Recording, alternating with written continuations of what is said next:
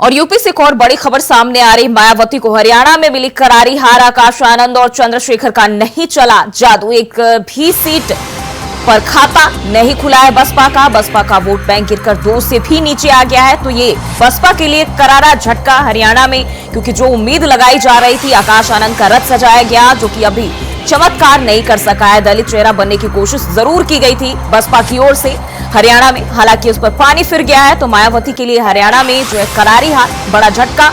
अगर हम देखें, आकाश आनंद का रथ सजाया गया था चुनावी प्रचार के दौरान, और आकाश आनंद को लेकर जिस तरीके से सियासी बयान चल रहे थे, कहीं न कहीं वो अब शांत हो गए हैं। और दलित चेहरा बनने की जो कोशिश थी बसपा की,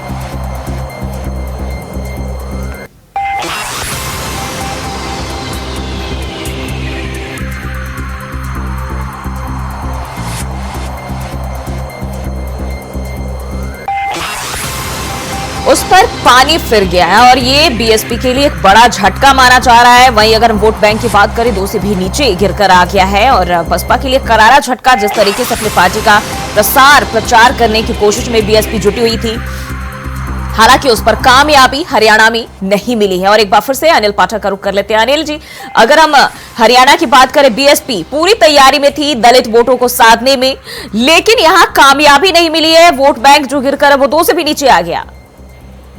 बेशक जो ही बहुजन समाज पार्टी ने जो लॉन्चिंग करने की कोशिश की थी आकाश आनंद को, उनका जो रथ है वो हरियाणा में फंस गया।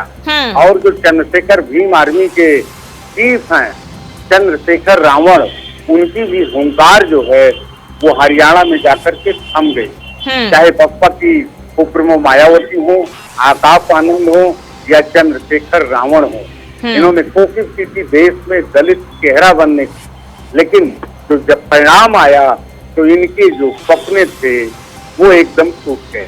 अब उत्तर प्रदेश में 10 सीटों पर उपचुनाव होना है।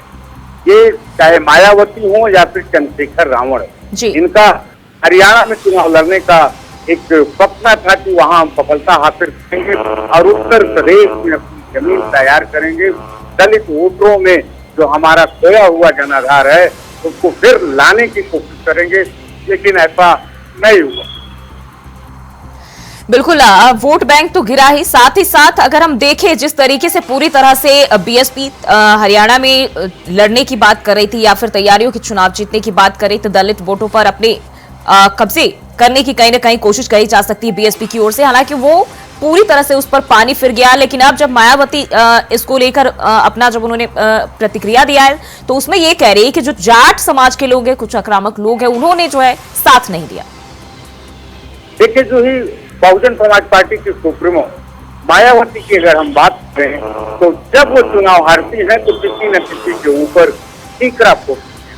अगर बात करें तो उत्तर प्रदेश में अगर वो सक्सेस नहीं होती हैं तो हार का ठीकरा मुसलमानों के ऊपर होता है। अब हरियाणा में उनको करारी हार मिली है, तो उन्होंने हार की का पूरा जो है लबोलुआब जो ठीकरा है वो जाट वोटों पे ये कहते हुए फोड़ा है कि जातिवाद के नाते जाट वोटरों ने बसपा का साथ नहीं दिया, जिसकी वजह से बहुजन समाज पार्टी को हरियाणा में करारी हार मिली।